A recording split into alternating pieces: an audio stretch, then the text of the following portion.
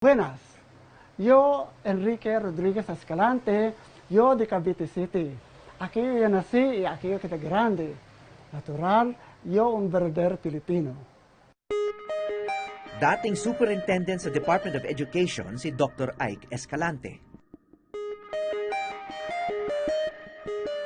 Matapos magretiro, ibinuhos niya ang kanyang oras sa pagsusulong ng wikang kanyang kinalakihan.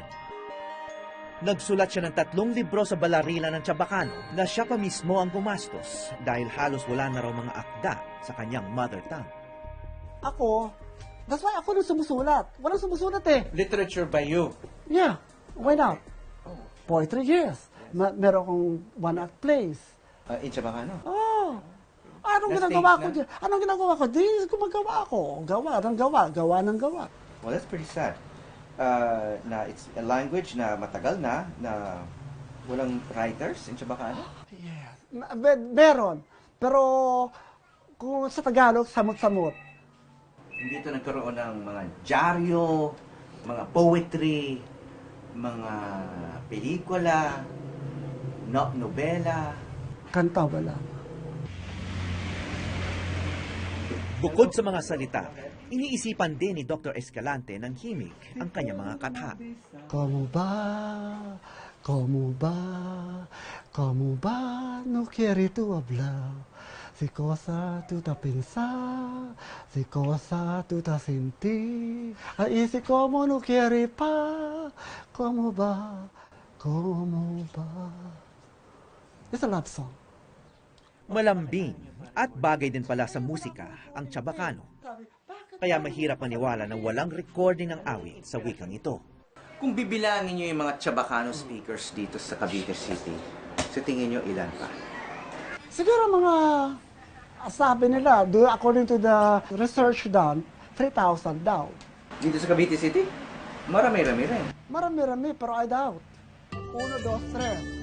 4, 5, Anya, 6. unti-unti na nawala ang paggamit ng Chabacano nang dumating ang mga Amerikano. Kaya nawawala ang Chabacano sa pamilya pa lang. According to Dr. Genuino, sa Ternate, it's in a serious condition. Meaning, nagde-decline. Okay? At dito, dying. She considered dying because she was trying to pinpoint how many youngsters, children, speak Chabacano. Hindi raw interesado ang mga kabataan ng Cavite City matutunan ng wika ng kanilang mga lolo at lola. Sabi pa to, platikan na Marunong ako marunong Chabacano. To. Chabacano? Chabacano. Sabi pa to, platikan na Chabacano? Sabi poco. Poco. Un poco. Tomo. Kasi kekeri. Sino na lang kaya rito ang marunong? ¿Cómo tu nombre? Cesar. Cesar. Cesar. Se llama dito Cesar. Usted. Mi Horacio. Horacio. Platica na Chabacano. Sí, yo. Oo. ¿Por qué? Porque, aquí. Ay. Te inspira yo, ano. ¿Cómo se llama? ¿Cómo se Tu llama? nombre? Mi nombre, Edita. Madrigal. Mi Horacio. Madalas iniuugnay ang mga salitang Kastila sa mga may kayang mistiso.